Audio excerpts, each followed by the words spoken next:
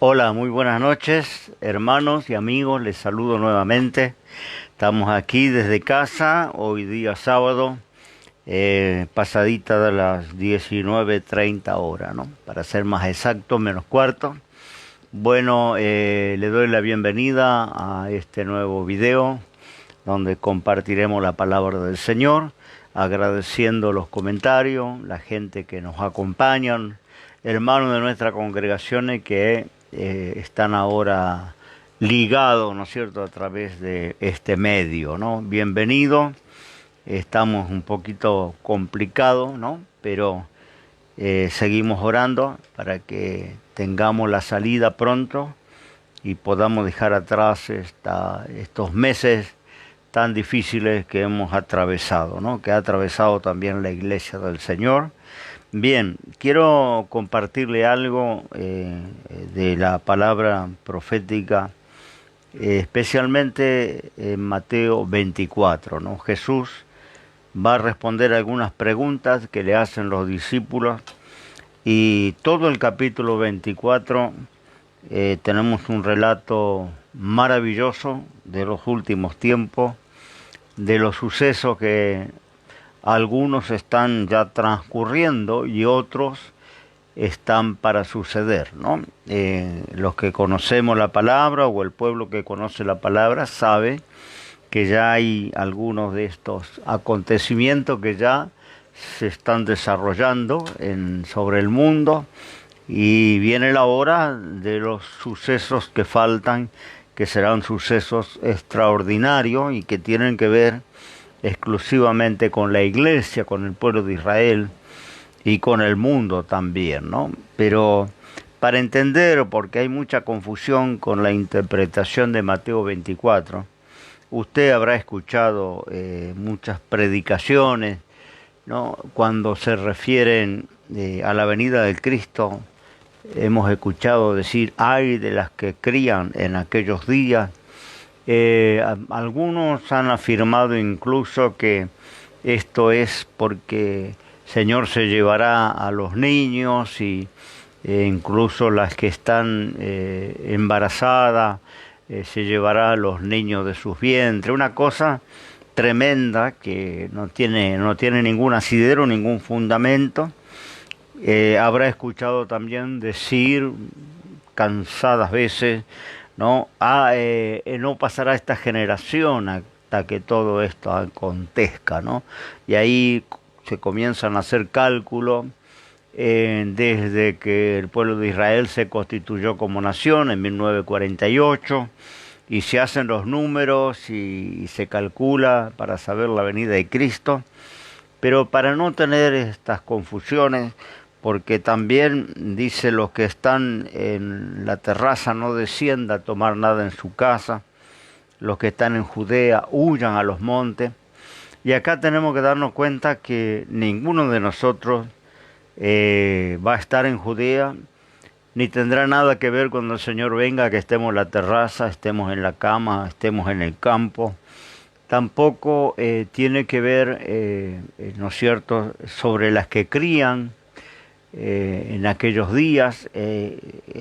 Para entender Mateo 24 tenemos que ir al comienzo, qué clase de pregunta le hacen los discípulos, y hablando el Señor de la destrucción del templo, señalando, ¿no?, esos muros y les decía que vendrían días en que no quedaría piedra sobre piedra que no sería destruida, ¿no? Eso está en el versículo 2 de Mateo 24. Está hablando de la destrucción de Jerusalén y la destrucción del segundo templo. Esperamos ahora, o Israel espera, la construcción del tercer templo, ¿no? En los días de Jesús, el primero ya había sido destruido y se había reconstruido un segundo templo. Bueno, ese segundo templo, el Señor está anunciando que no quedaría piedra sobre piedra. Y entonces dice que se sentó en el monte de las Olivas y llegaron los discípulos diciéndole, ¿cuándo serán estas cosas? ¿Qué señal habrá de tu venida y del fin del mundo?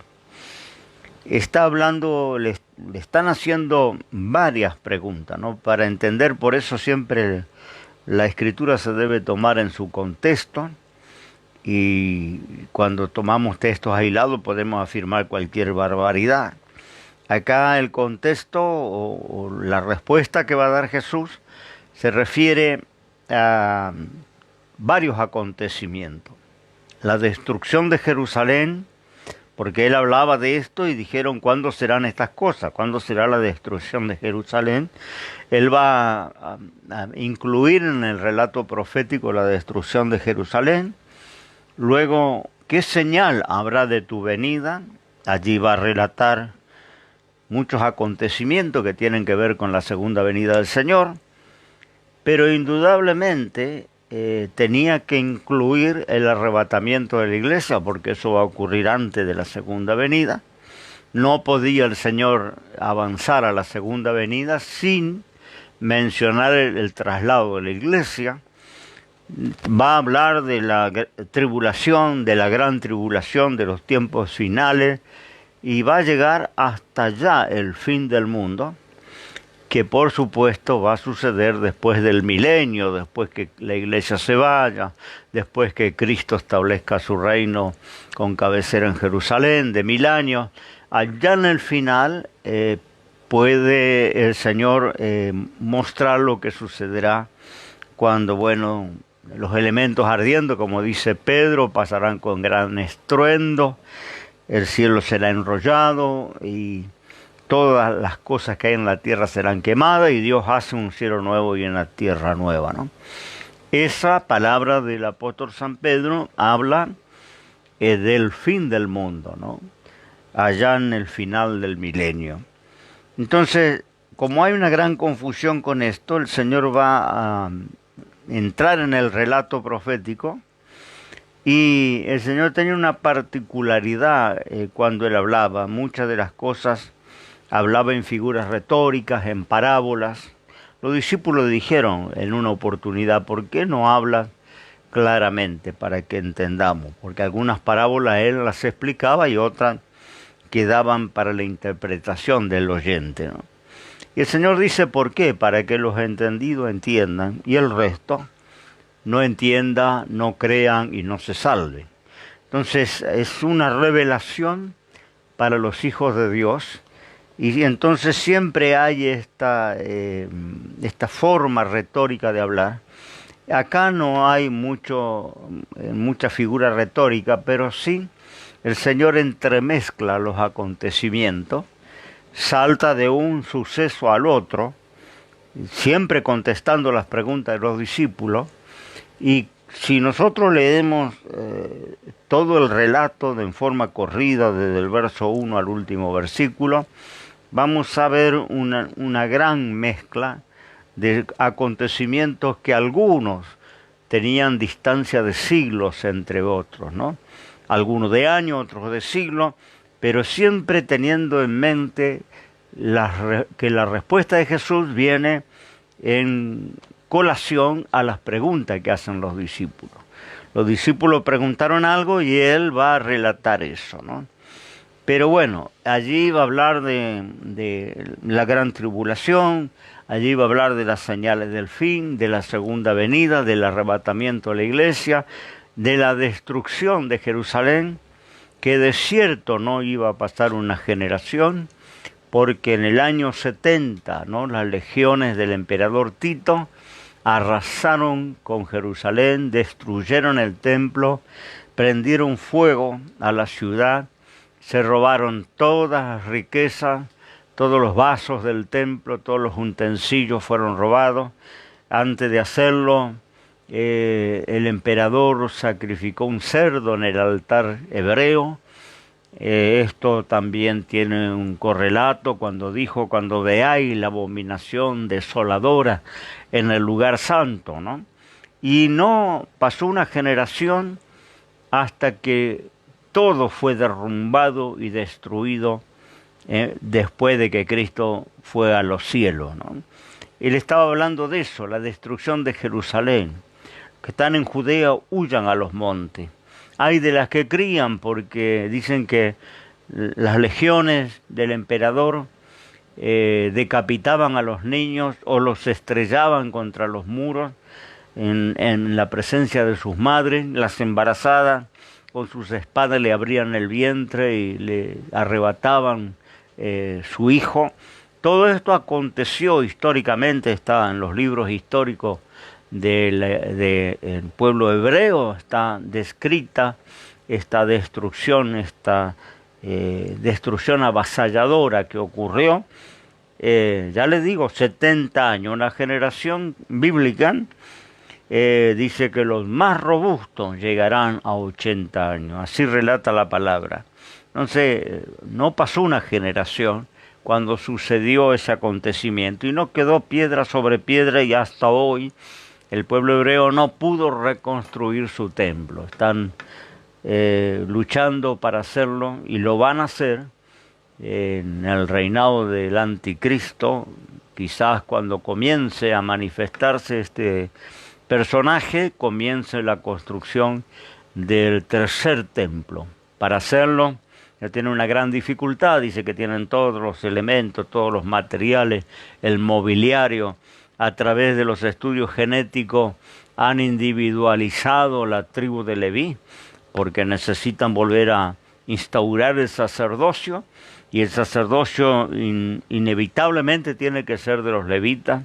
Y a través de los tiempos se perdió el linaje de las 12 tribus de Israel, pero ahora dice que tienen instrumentos y tecnología y han individualizado cuáles serían los descendientes de la tribu de Leví para encargarle el sacerdocio.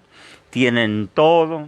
Hay una comisión en Jerusalén que se encarga de todo el planeamiento de la reconstrucción del tercer templo. Según dicen, que en pocas semanas podrían levantarlo, que está todo preparado para levantarlo. La dificultad que tienen, que el lugar donde debe construirse, que es un lugar sagrado, que es donde Jacobo derramó aceite en aquella piedra cuando tuvo un encuentro con Dios, aquel lugar se llama Betel, y es allí donde estaban construidos el primer y segundo templo. Allí tienen que levantar el tercero. Pero a través de la historia de Israel, ese lugar está usurpado por el pueblo musulmán. Digo usurpado porque pertenece históricamente a Israel. Allí tienen construida una de las más grandes mezquitas, se llama la Mezquita de Omar.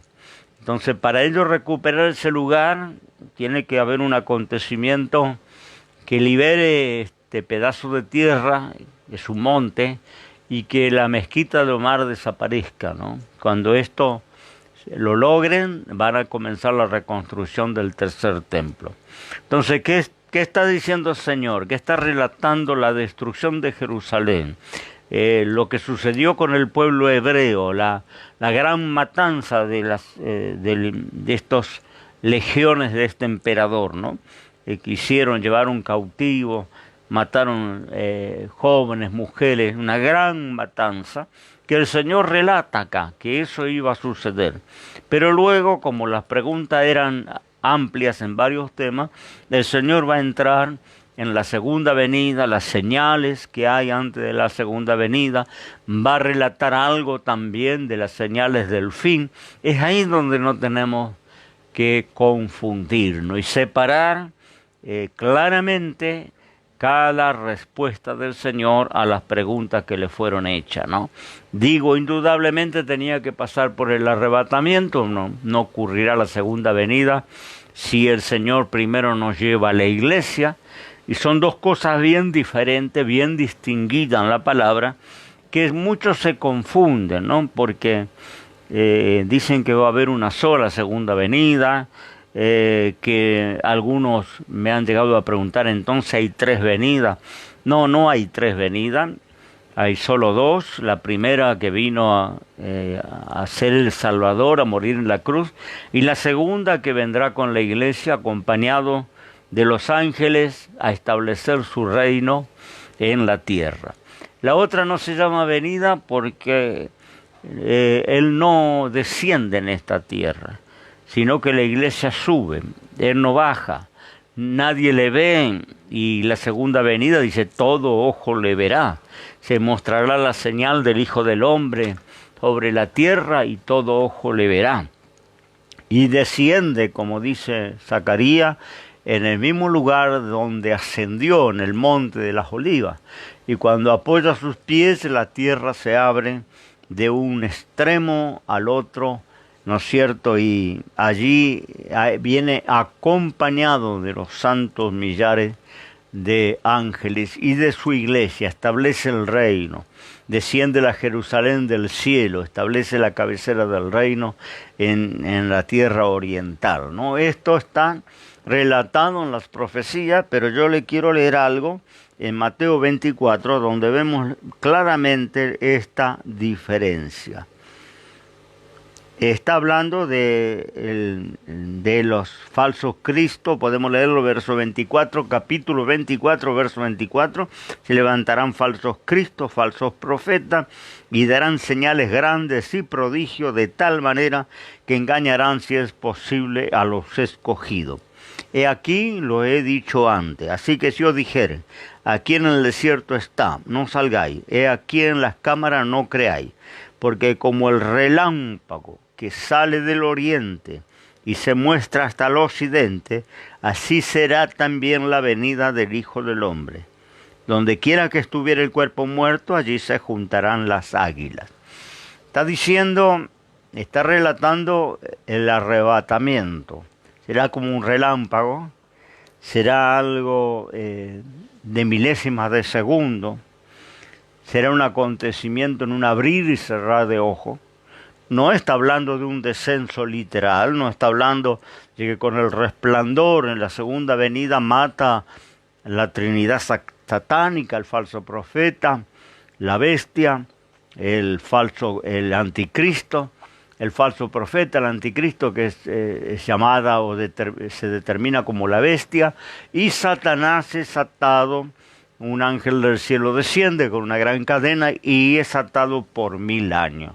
Esto sucede cuando es la segunda venida literal. No es un relámpago, no es algo que sucederá en un instante, sino la segunda venida será para establecer su reino, para ya poner orden sobre la tierra, terminar con la Tercera Guerra Mundial, terminar con todo el caos que va a haber aquí en el reino del anticristo. Él viene después del reino de este personaje que va a durar 7 años. Antes de que este personaje aparezca, la iglesia tiene que ser quitada de la tierra, del escenario, porque es la iglesia, sus oraciones, la presencia del Espíritu Santo en la iglesia, lo que impide, lo dice segunda carta de Tesalonicenses, los primeros capítulos, que antes de que se manifieste este hijo de perdición, tiene que ser quitado de en medio lo que impide. Y dice Pablo, ustedes saben qué es lo que impide. La iglesia del Señor es un dique de contención que tiene que ser quitado del escenario. La iglesia se va, así que no se aflija por esta situación que estamos viviendo de aflicción. No se aflija por las calamidades que están viniendo sobre la faz de la tierra. Es inminente que de pronto la iglesia se va. El Señor está a las puertas. No hablamos de segunda venida, hablamos de venir a buscar su iglesia. Y no se le llama segunda venida, vuelvo a decir, porque nosotros subimos a Él. Dice que los muertos en Cristo resucitarán primero y nosotros los que estamos vivos seremos transformados en el aire para encontrarnos con Él en las nubes. No está hablando de un encuentro en Tierra Santa, no está hablando de un encuentro en el Jardín de las Olivas, como ocurrirá cuando Él venga en forma literal. Será como relámpago, pero dice porque donde quiera que esté el cuerpo muerto, allí se juntan las águilas. Acá está usando una alegoría muy conocida en la tierra bíblica, que eran las aves depredadoras, ¿no? Las aves carroñeras, que aparecían donde hubiera un cadáver, en cualquier parte, del campo, de la montaña, del monte, del valle, donde había un animal muerto, eso convocaba de varios kilómetros a la redonda a todas las aves de rapiña. ¿Y dónde se juntaban las aves de rapiña? Donde estaba un cuerpo muerto. Ellos no se juntan en otro lugar. Y a veces se juntan decenas de individuos que son los depredadores o los basureros de los campos, porque terminan con toda la carroña, con todo lo desecho, y hacen un trabajo extraordinario de limpieza y evitan muchas plagas que de otra manera esos cuerpos muertos contaminarían la tierra, el agua y serían un foco de infección. Ellos son los basureros del campo. Pero ¿dónde se convoca? Donde hay un cuerpo muerto. Le preguntaron al Señor, ¿dónde será esto? ¿Cómo será que subiremos a ti? ¿Cómo será que nos encontraremos contigo en las nubes? Entonces lo que está diciendo el Señor, que no se preocupen. Así como aquellas aves carroñeras se convocan donde hay un cuerpo muerto, la iglesia se convocará donde esté Cristo. No nos debe preocupar, ¿no es cierto?, dónde nos encontraremos con Cristo. Seremos convocados en su presencia, nos encontraremos con Él, subiremos a Él. Por eso es importante mantener la comunión, el Espíritu Santo en nuestros corazones, porque no va a subir a las nubes con ningún aparato ni ninguna tecnología humana. El Espíritu de Dios es el único que va a poder transformarnos en el aire y levantarnos de la gravedad de la tierra para que nos encontremos en el segundo cielo con el Señor Jesucristo. Nadie le va a ver, solo la iglesia, será una reunión privada de Cristo con la iglesia. El mundo seguirá su actividad con miles y miles de desaparecidos. No sé qué explicación darán para justificar la desaparición de miles de personas que de un abrir y cerrar de ojos desaparecen de la tierra. Por el poder del Espíritu Santo somos transformados, porque carne y sangre no pueden heredar el reino de los cielos. Necesitamos ser transformados, ¿no?, para entrar a la presencia de Dios, para estar de pie delante del Hijo del Hombre. Pero acá está diciendo esto y enseguida el Señor va a decir, va a saltar a la segunda venida, que en el verso 29 está explicada. Después de la aflicción de aquellos días, la gran tribulación. La aflicción de aquellos días, la gran tribulación en el reino del anticristo. El sol se oscurecerá, la luna no dará su lumbre, y las estrellas caerán del cielo, y las virtudes de los cielos serán conmovidas. Entonces se mostrará la señal del Hijo del Hombre en el cielo, y entonces lamentarán todas las tribus de la tierra, y verán al Hijo del Hombre, que vendrá sobre las nubes del cielo con gran poder y gloria, y enviará a sus ángeles con gran voz de trompeta, y juntará a sus escogidos de los cuatro vientos, de un cabo del cielo hasta el otro. Aquí también hay confusión, porque el Señor usa a propósito ese lenguaje alegórico y confuso, para que solo los entendidos puedan entender y el resto quede sin entendimiento o confundido como hay tanto. Acá está hablando que cuando Él venga, todo le verán, las naciones harán lamentación sobre Él. Su señal, la señal del Hijo del Hombre, se verá en el planeta en forma global, y harán lamentaciones, y vendrá en las nubes, le verán todo. Esto es lo que dice Apocalipsis, todo ojo le verá. No es igual al arrebatamiento y al traslado de la iglesia, es otra cosa. Acá está viniendo literalmente y está mandando sus ángeles a juntar sus escogidos, que no es la iglesia. También hay confusión. No es la iglesia ya se fue, ya está en gloria. Lo que va a juntar son todos aquellos que han creído y que están creyendo cuando Él viene en su segunda venida, porque durante el reino del anticristo también se va a predicar el Evangelio. No solo lo van a predicar los judíos, sino va a ser predicado por el cielo mismo, porque Apocalipsis dice que Juan vio un ángel del cielo que descendía con el Evangelio eterno en sus manos para predicarlo a toda nación, tribu y pueblo de la tierra. Es decir, que el cielo mismo se va a involucrar, que en ese periodo oscuro de la gran tribulación se predique el Evangelio. Y va a haber muchos que creerán. Yo lo he dicho muchas veces, la salvación no va a ser tan fácil como es ahora, no va a ser por fe y por gracia. Allí va a tener que ser a través de sacrificio, porque los que crean, los que mencionen a Dios, los que se conviertan van a ser martirizados por esta dictadura mundial. Entonces va a ser muy duro, pero va a haber gente que va a creer. Muchos cristianos que no se fueron con el Señor, que quedaron, porque no estaban preparados, porque no habían tomado en serio las cosas de Dios. Todos ellos, cuando la iglesia desaparezca, sabrán lo que ha acontecido. Incluso el pueblo de Israel entenderá las Escrituras, se le quitará el velo y se convertirán masivamente, aceptarán a Jesús como Mesías. De ahí aparecen los 144.000, que dice 12.000 de cada tribu. No son los testigos de Jehová, son hebreos de pura cepa, descendientes de cada tribu de Israel, y esos son los predicadores en esos 7 años oscuros de la gran tribulación. Ellos estarán predicando y va a haber mucha gente que va a creer, y esta gente que ha creído y está viva, cuando el Señor literalmente regresa y todo ojo le ve, y desciende literalmente en el mismo lugar donde subió a los cielos. Recuerden, los discípulos se quedaron tristes mirando cuando Él ascendía, y se presentaron ángeles que le dijeron que no estén tristes, porque ese mismo Jesús que había sido tomado al cielo, desde allí regresaría un día.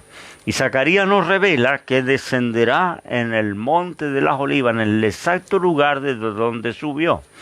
Partirá la tierra y terminará con la tercera guerra mundial, con el anticristo, el falso profeta, y allí establecerá su reino. Entonces está diciendo la palabra del Señor que hay 2 acontecimientos que van a suceder bien diferentes.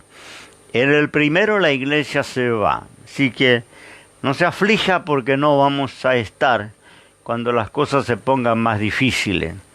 Estamos cruzando principios de dolores, pero no vamos a estar en los verdaderos dolores de la humanidad. Esto es principio de dolores, así que si alguien está confundido, asustado, atemorizado, tiene pánico, bueno, más vale que crean en el Señor y se convierta para no quedarse para los dolores. Porque el Señor dijo que lo que vivimos ahora, antes de que la iglesia se vaya, son como cuando la mujer va a dar a luz, esos principios de dolor de parto. Pero luego viene el parto, ¿no? Que es la cosa más dura para la mujer que da alumbra hijos, ¿no? Las molestias previas, ¿no es cierto? Los dolores previos no son comparados al parto propiamente dicho. Así ocurre ya con la tierra. Estamos atravesando dolores de parto, pero luego el mundo tendrá que estar en los verdaderos dolores del parto mismo, ¿no? La iglesia no estará acá, la iglesia se va. Todo el que crea en Cristo se convierta, va a ser sellado con el Espíritu Santo, y cuando el Señor venga, no se preocupe si estará dentro del templo o estará trabajando, viajando, caminando, cocinando. En el lugar donde esté el cuerpo muerto, allí se juntarán las águilas. Está diciendo que no se preocupe, no importa que esté en un extremo de la tierra o en el otro. De allí será tomado el Hijo de Dios y se reencontrará con Cristo en las nubes para sacarlo del escenario, y que entonces no haya que impida que el infierno con toda su furia se desate sobre la faz de la tierra, ¿no? Esto es el arrebatamiento de la iglesia, ¿no? A donde dice que el Señor, cuando viene literalmente la segunda vez, un ángel recoge a todos sus escogidos de un extremo de la tierra hacia el otro. Va a haber muchos que habrán creído en esa época y que van a ser recogidos antes de que el Señor ponga fin a la tercera parte. Dice, la tercera parte de la humanidad va a desaparecer en aquellos días. Ahora el Señor vuelve a hacer un relato mezclando los acontecimientos y los sucesos, hablando de que ya de los días del fin, cuando dicen aquellos días será como los días de Noé, que estarán comiendo, bebiendo, casándose, dándose en casamiento, hasta el día que Noé entró en el arca, y no conocieron hasta que vino el diluvio y los llevó a todo. Así será también la venida del Hijo del Hombre. Segunda venida. Segunda venida. Y dice que no sabrán, como no supieron las generaciones de Noé, hasta que el diluvio se los llevó a todos. Dice que estaban, no quiere decir que el Señor está en contra de los casamientos, de la compra, de la venta, de los negocios. Lo que está refiriendo, que estaban tan ocupados, tan atareados, tan distraídos de las cosas espirituales, que no hicieron caso a la predicación de Noé, anunciando aquellos juicios y diciéndole a su generación que se preparara. Ellos no se apercibieron. Dice en la versión de la Biblia de Jerusalén, dice, no se dieron cuenta hasta que vino el diluvio y se los llevó a todos. En esta versión dice no conocieron, que es lo mismo, no se dieron cuenta, no conocieron. Y va a haber mucha gente así en la segunda venida del Señor. Gente que le va a dar una justificación a la desaparición de los cristianos en el arrebato. Seguramente las autoridades mismas van a dar alguna explicación. Y la gente seguirá su vida cotidiana, habitual, hasta que les sorprenda aquel día de la venida del Señor, que también la Biblia llama el día del Señor. Terrible. Los profetas hablan del día grande del Señor, o el día de Jehová. Es el día de la venida del Señor.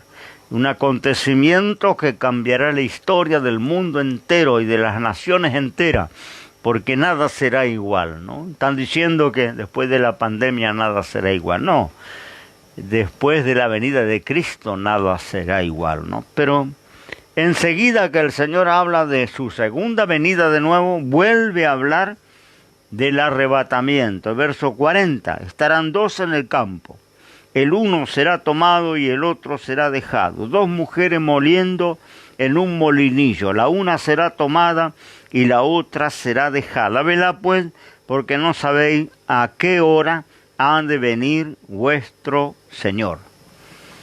Está hablando en una forma que debemos comprender en el contexto. No está diciendo venida literal, está diciendo venida a buscar la iglesia, porque esto se puede tomar en paralelo con la parábola de las vírgenes, que esperaban al esposo y que tenían sus lámparas encendidas, y el esposo vino y la boda se aparejó.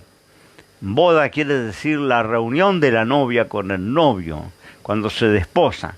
Y dice que el esposo entró a las bodas con las que estaban preparadas y las otras quedaron afuera porque no tenían aceite en sus lámparas. Entonces cuando dice la venida del esposo, porque escucharon ella a medianoche un clamor que dijo el esposo viene, ¿no? Y no estaban preparadas.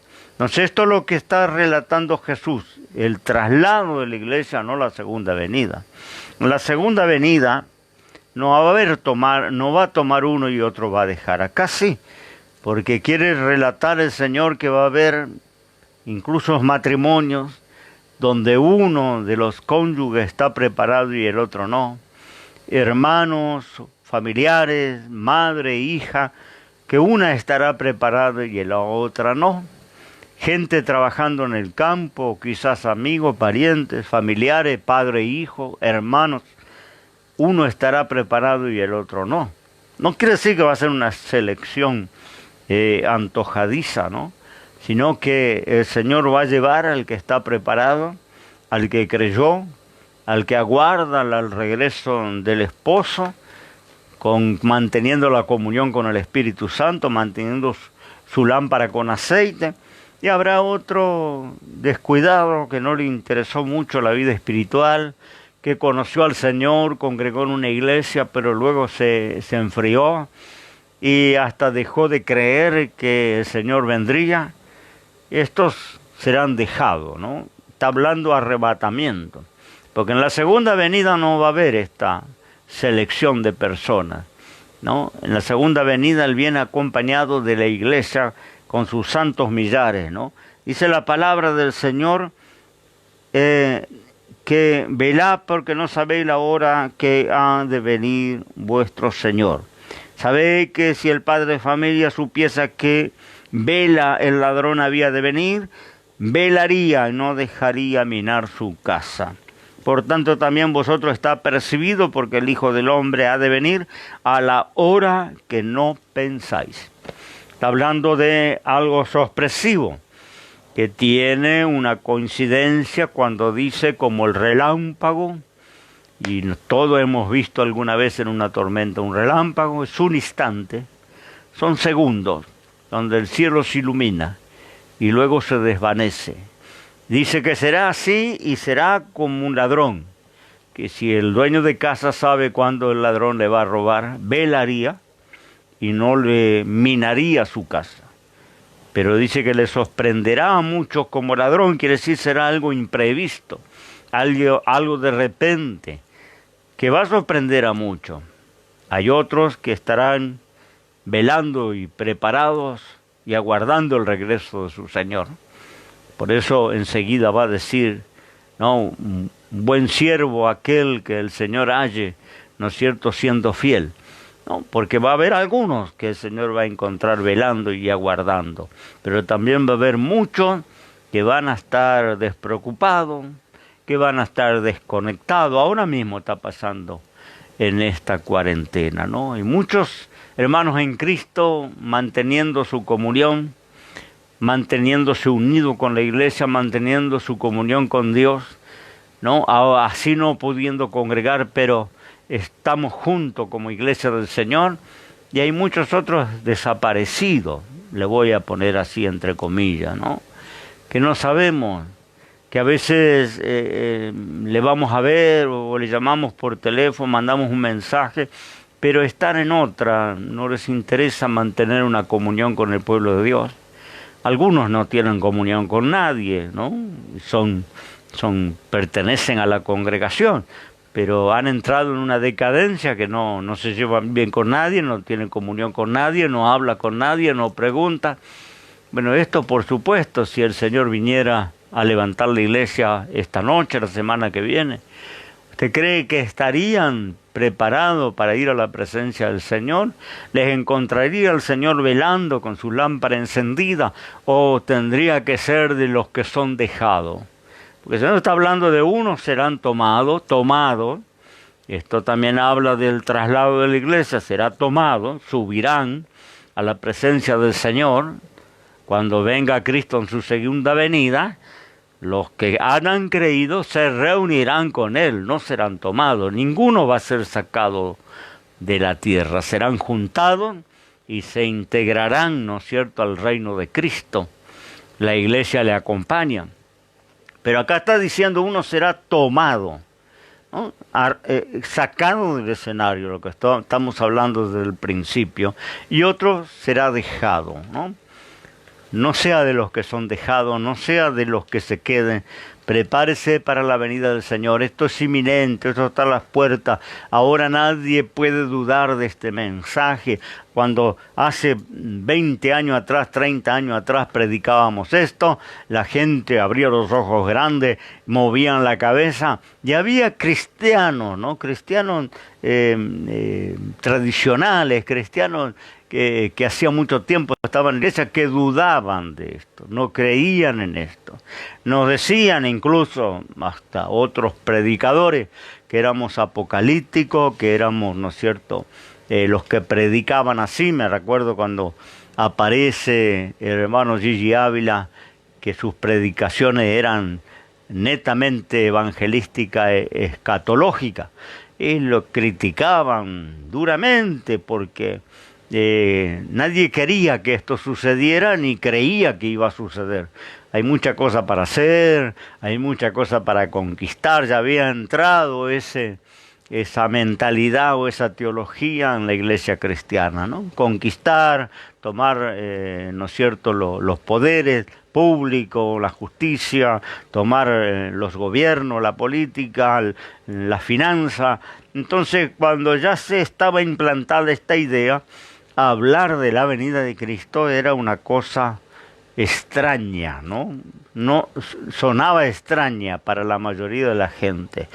Algunos decían esto, siempre me han dicho a mí, siempre predicaron de esto y nunca pasó nada. Lo que relata Pedro, ¿no?, que aquellos que tienen por tardanza la venida del Señor.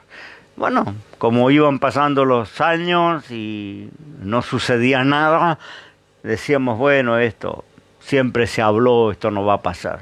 Pero ahora no te debe quedar duda, ahora estamos viviendo lo que está escrito en la profecía, ¿no? Y estamos siendo protagonistas. Yo lo que le digo cuando me encuentro con algún siervo de Dios, algún pastor, o cuando escribo en las redes, yo digo, jamás pensamos que íbamos a ser protagonistas, ¿no? Y ahora estamos bien afligidos porque eso lo mirábamos en el futuro, allá adelante, ¿no?, en otras generaciones. Nunca pensamos que nosotros íbamos a ser la generación que iba a introducirse en los principios de dolores. Hablábamos de principios de dolores, hablábamos del Armagedón, hablábamos de la tribulación, el anticristo, pero todo poniéndolo allá en una perspectiva de futuro. Hoy, todo, crean, no crean, se hayan burlado o hayan tenido temor cuando se predicaban estas cosas, hoy todos estamos adentro de la historia profética. Así que prepárese si quiere ser sacado de este escenario, si no quiere quedarse para los dolores, los verdaderos dolores. Estos no son verdaderos dolores, son principios de dolores, y usted ve cuán caótico que es la situación, ¿no?, cuán triste que es la situación, ¿no? Sin embargo, no son los dolores verdaderos, no es la gran tribulación, entonces las tribulaciones que siempre hubo y siempre habrá, ¿no? Un adelanto de lo que viene. No se quede. Si está enfriado, ¿no?, empiece a sacar tiempo para orar, empiece a leer la palabra, empiece a cultivar tu vida espiritual, porque no hay tiempo, querido hermano, no hay tiempo. Antes decía el que se apartaba, yo tengo muchos hermanos apartados, que íbamos a tratar de restaurarle, de ganarle, y muchos me han contestado así: yo sé que Dios me va a dar tiempo. Yo sé que en el último momento, en algún momento de mi vida, yo voy a arreglar mi situación y voy a volver a Dios, ¿no? Muchos, incluso algunos que me están viendo esta noche tuvieron este pensamiento. Dios me va a dar ese último minuto. Tengo un hermano que se fue, que perdió su vida en un minuto, con un infarto masivo. Y él decía, era un pródigo, había sido diácono de la iglesia. Y yo le tenía siempre en mis oraciones y en mi corazón, y cuando nos veíamos éramos muy unidos. Es el hermano que me sigue. Y él se había apartado porque se había escandalizado, y se apartó y nunca más regresó, ¿no? Muchos años estuvo fuera de la iglesia. Y cada vez que yo le amonestaba, él decía, no, Dios me va a dar ese último minuto. Dios me va a dar ese momento para yo arrepentirme y volverme a Dios, ¿no? Ahora no puede pensar así. Ahora el que piensa así es un suicida, ¿no?, espiritualmente hablando. No, se está suicidando espiritualmente hablando. Hoy no puede decir, Dios me va a dar en algún momento, porque sabemos, un abrir y cerrar de ojos, ¿no?, se terminó tu vida. Ese mi hermano en cuestión de minutos estaba muerto. y no alcanzó sino a levantar el teléfono y decirle a la ex esposa, me estoy muriendo. Cuando llegaron estaba muerto, ¿no? Entonces, ahora no es tiempo de jugar a ser creyente. Y le digo a los hermanos de nuestra congregación que tenemos muchos enfriados, que no sé si están vivos o están muertos, ¿no? A veces mandamos a algún compañero que los visite, que los vea, a ver qué sucede, porque como que se apagaron, ¿no? Y si usted se apaga, su lámpara se apaga, el esposo viene, se cierra la puerta y usted se queda afuera. No te quedes afuera. Entra mientras hay oportunidad y tiempo. Reconcíliate, vuelve al Señor. Ponte en contacto con el pueblo de Dios. Ponte en contacto con los siervos del Señor. Vamos a estar orando juntos. Hay hermanos que nunca dejaron de estar en contacto con los siervos de Dios. Continuamente envían mensajes, piden oración, nos cuentan su situación, cómo están. Estos son los hermanos que pertenecen todavía. Pero hay muchos que dejaron de pertenecer. Vino la cuarentena y parece que les cayó como anillo al dedo no tener compromiso congregar, no tener obligación de cuidar su vida espiritual. Y bueno, desaparecieron y ya no son parte. Y tienes que ser parte de la iglesia. El Señor no viene a buscar creyentes individuales, viene a buscar su iglesia. La iglesia es la novia, la que va a ser la esposa. Y Él viene a buscar esa novia para hacerla su desposada. Entonces tenemos que mantenernos, congreguemos o no congreguemos, nos lleven la cena o no nos lleven la cena. No estoy hablando de esto, estoy hablando de seguir siendo parte de la iglesia, seguir interesado por el otro, importarnos por el otro, estar en contacto pleno con toda la hermandad. No solo en contacto de una llamada por obligación, sino mantener la comunión, sin enemistades, sin amargura, sin distanciamiento de ningún tipo, porque viene el Señor, la puerta se cierra y tú no entras. Que Dios te bendiga. Quiero hacer una oración ahora contigo, cerrando este momento que hemos estado juntos. Si Dios quiere, nos reencontramos el miércoles 19:30 horas y también a través de las redes. Estamos en Facebook con 2 páginas.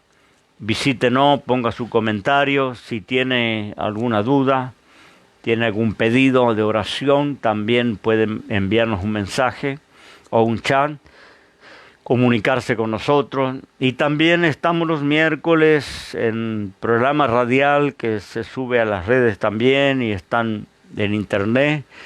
Estamos los miércoles a las 8 de la mañana, programa con mucha audiencia y con mucho interés en el pueblo cristiano. Estamos teniendo muchos que nos están escuchando de diferentes partes. Le invitamos también a escucharnos. Tiene que entrar en www.radiocristoselrey.com. Y también le invitamos al canal de YouTube a suscribirse. Necesitamos cuanto más puedan suscribirse para abrirnos la puerta a otro nivel de trabajo, ¿no? Así que ahí están todos los videos. Puede repasarlo, puede compartirlo, puede poner comentarios también. Que Dios te bendiga. Hacemos una oración. Padre, en el nombre de Jesús, en esta noche hago una oración con los amigos, los hermanos de nuestras congregaciones y todos los siervos de Dios que nos acompañan. Nos juntamos, nos unimos en la oración. Señor, el enemigo no va a poder separar la iglesia, no va a poder separar a los que verdaderamente tú has redimido y has lavado con tu sangre. Podrás separar a aquellos que no estaban realmente convertidos, aquellos, Señor, que solo perseveraban por una comodidad, buscando las bendiciones, quizás detrás de los panes y de los peces, pero los que verdaderamente te conocen van a permanecer en un solo cuerpo.